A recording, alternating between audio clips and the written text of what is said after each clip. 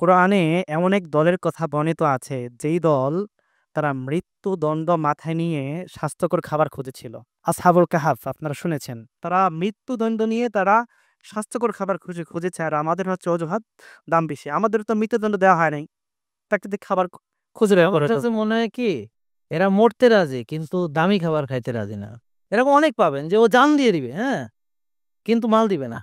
যেই খাবার আপনার জটিল কঠিন রোগের কারণ হয়, ওই খাবার খাওয়ার জন্য হারাম। আসসালামু আলাইকুম। এখন আমি স্যার একটা কথা বলেছিল যে দাম বেশি, এখানে আমি নোট করে রেখেছি বিষয়টা, যে কোরআনে এমন এক দলের কথা বর্ণিত আছে যেই দল তারা মৃত্যুদণ্ড মাথায় নিয়ে স্বাস্থ্যকর খাবার খুঁজেছিল।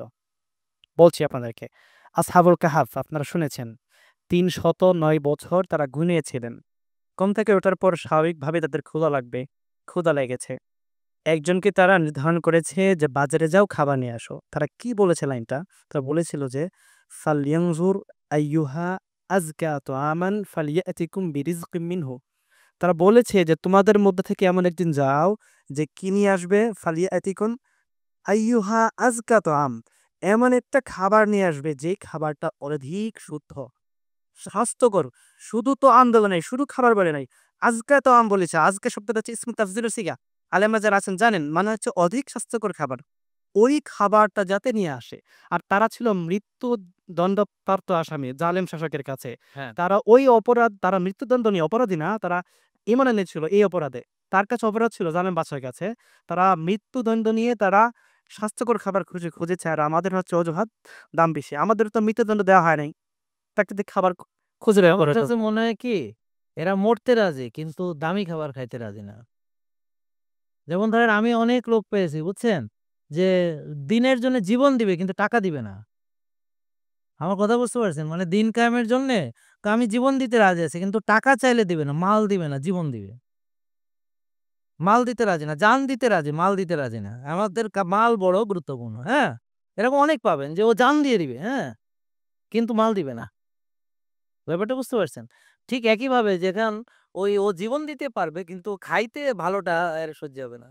তারপর ইবনে ওসাইমিন রহিমাহুল্লাহ অন্য একটা ফতোয়া আমি আমার বইয়ে এড করেছি। এটা হচ্ছে, তিনি বলেছেন যে ফামা সাবাতা আন্নাহু দারুন বিল বাদান আও বিল আকল সাওয়াউন দাররাতিল বাদানা বিআমরাদিল মুস্তাআসিয়া আও তুখিল্লু বিতাফকিরিহি ফাহিয়া মুহাররামা। অনুবাদ হচ্ছে, যেই খাবার আপনার জটিল কঠিন রোগের কারণ হয়, ওই খাবার খাওয়ার জন্য হারাম। এবং যেই খাবার আপনার চিন্তা শক্তিকে বিকৃত করে ফেলে, চিন্তার মধ্যে ড্যামেজ তৈরি করে, ওই খাবার খাওয়ার জন্য হারাম।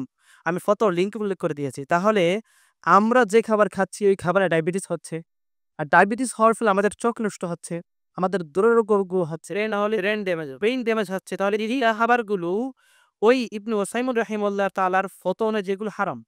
আমার ফতো না কিন্তু ভাই, আমি উল্লেখ করে দিয়েছি। কারণ আমি জানি আমার দিকে অনেক তীর আসবে এখন।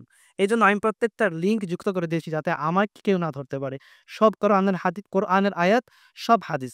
তারপরে আমাদের যে অসুস্থতা, আমরা এটা হয় ছোটবেলা থেকে আমরা প্র্যাকটিস না থাকার কারণে, ছোটবেলা থেকে আমরা কায়িক শ্রমে অভ্যস্ত না থাকার কারণে।